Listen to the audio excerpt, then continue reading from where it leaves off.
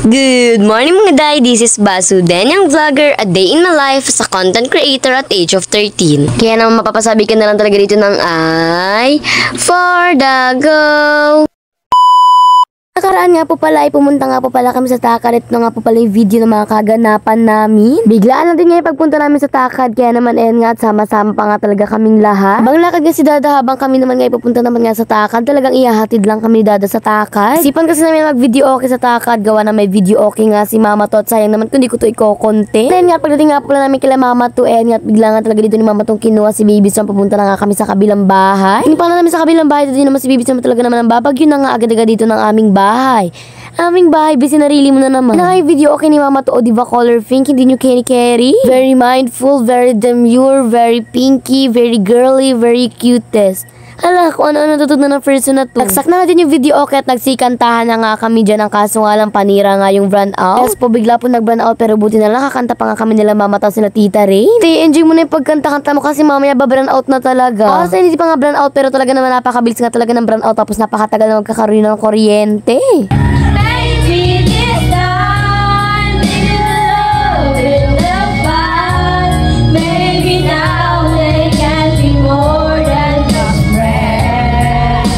Diba? Dahil hindi ko nga talaga kaya kantayin yung Maybe This Time, nakikisabay-sabay na nga talaga ako kay Tita Rain.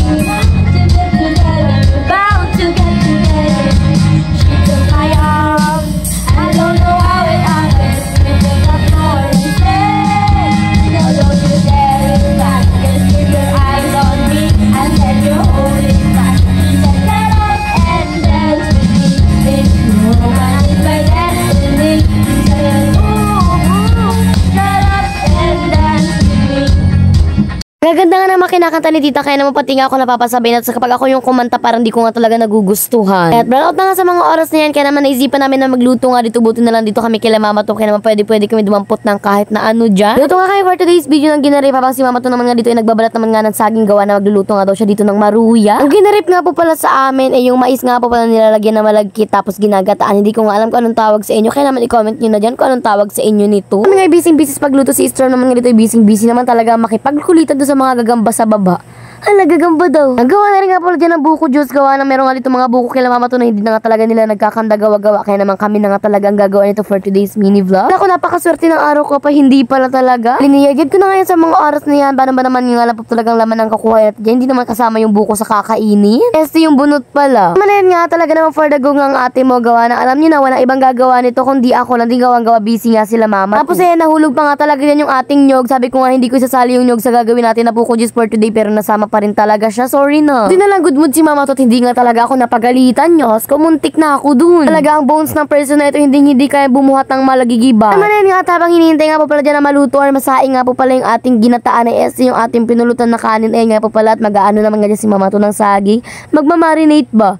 Marinate, magkukuting pala. Abang ang person naman nga dito ito lang for the kudkud naman nga talaga siya na may konting chismis or chismis na may konting kudkud. Ang pagkakayod nga po pala ng nyug, ang tawag nga po pala niyan sa amin ay pagpakudkud. Dahil may saging dito ay kumain na muna ako ng saging para naman talagang kahit paano lumakas naman nga talaga yung mga buto ko dito sa katawan ko. Si Mama to ay sasalang niya na nga talaga dito yung ating mga banana QIS, yung ating mga maruya, gawa na baka maubos ko pa daw yung saging. Grabe naman ang person na ito. Paborito nga talaga namin ng maruya, tapos yung turo na lalo nga talaga kapag luto nga talaga yan ni Mama to. Talaga kahit marunong tayo magluto, para namimiss pa rin talaga natin yung luto ng mga magulang tsaka ng mga lolo at lola natin. Lalo na ang luto ni Mama to, paborito ko talaga, gawa na napaka-creamy, so very demure.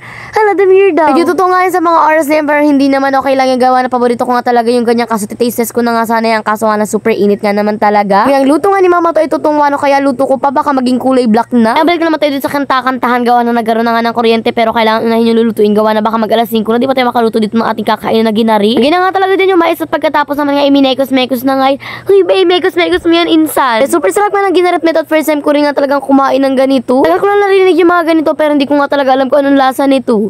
Hindi daw alam. Siyempre ba nga, lasang mais yan na may pagka-champurado, hindi nga na talaga siya chocolate flavor. Na ngayon, buko juice, kahit nga nahulugan niya ng nyug, ay pwede pa rin naman yung malinis naman yung nyug. Ay, mag-comment yun, nakakadiri naman, nahulugan niya ng nyug, pero ininom pa din. Huwag kayo mag-alala, hindi naman kami mamatay dyan, napakasarap pa rin naman yan. Kayo mag-alala, healthy pa rin yan, vitamin D, vitamin dirty, char. Aluto na nga yung mga pagkain ay kumain na rin nga pa pala kami sa mga oras na yan, kaya magsandok na rin ako dyan ng para sa akin lang. Char, kanya-kanyang kuha, abang ako naman dito ay mag-video, kaya naman yan nga for the kain na nga ang person. Sabi, rirate natin to. Hala, na-miss niya mag-rate. 10 out of 10 agad. Napakasarap kaso medyo matabang. Kaya 9 out of 10 na lang. Charing. Mawi naman siya dun sa maruya gawa na napakasarap ng maruya. Syempre, babe, paborito mo yan kaya masarap talaga yan. Ano naman, after nga po pala namin dyan magsikain na kumanta nga lang kami ng saglit tapos umuwi na rin nga po pala kami. Ano naman kaya ako sunod ako kikikain. Baka sa bahay naman nila mami siya pwede magluto. Char. Ano po pala for today's video kaya managalito nga lang yun. Last lang to Ben. God bless. Thanks for watching. Umuwi na nga kami gawa na inabot na nga talaga kami ng gabi. Yun last lang to Ben. God bless. Thanks for watching.